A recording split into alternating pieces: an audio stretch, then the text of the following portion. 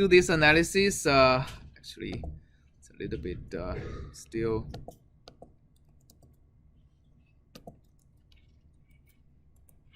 Okay. Let's look at the stability of the scheme.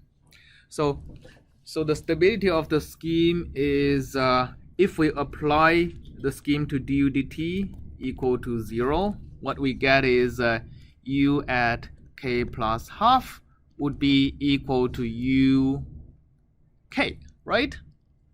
Okay, and then u of k plus 1 would be equal to uk plus delta t evaluated plus the delta t times f of uk plus half, but it is 0, so we get this. So uk plus 1 is equal to uk. I mean, it's a zero stable scheme. There is really nothing to analyze on zero stability. It's automatically zero stable. Okay, how about long-term stability? Okay, so the long-term stability is quite interesting. So if we replace this with lambda times u, what we get is plus half delta t times lambda uk, and here we get uk plus delta t times lambda times u at k plus half. And let's actually substitute it in, right? Because uk plus half is has a formula. So we have delta t lambda times uk plus half delta t lambda uk, and everything is something times uk. So let's actually pull the uk's out. We get 1 plus delta t lambda plus half of delta t lambda squared times uk, right? We get a quadratic.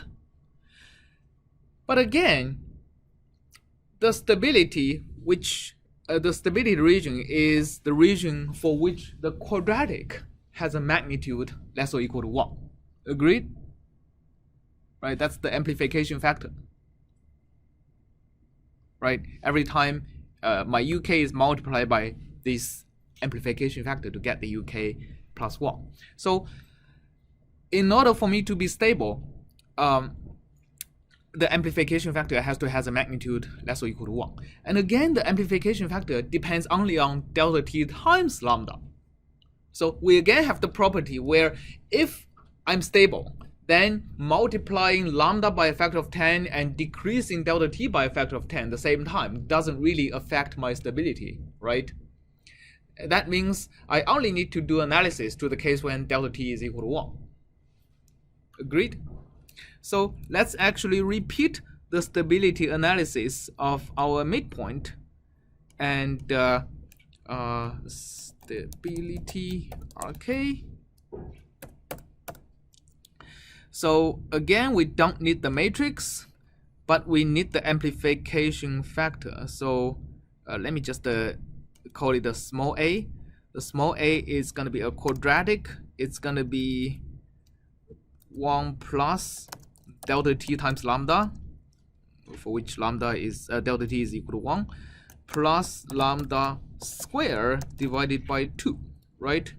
I think I need the lambda ij. Okay, so here I have the absolute value of a. Agree? Okay, so let's actually copy what we have on for Euler and plot the same kind of plot. And let me just close all and run this for the RK scheme. Okay, here's the plot. It's a little bit truncated, so let's actually, the real part, I want to make it a little bit more negative. So lambda real, is it real lambda? Yeah, is equal to, so let's actually go from -4. Okay, I think 1,000 is probably a bit too much. Let's actually do 1,000 anyway. Let's do this again.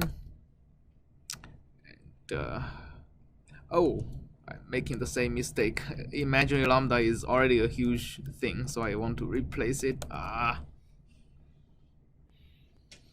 Okay. I think last time it stopped when I'm okay. Right.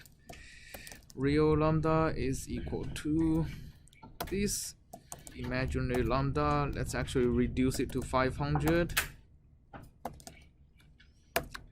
Do the mesh grid, and we'll run this code again.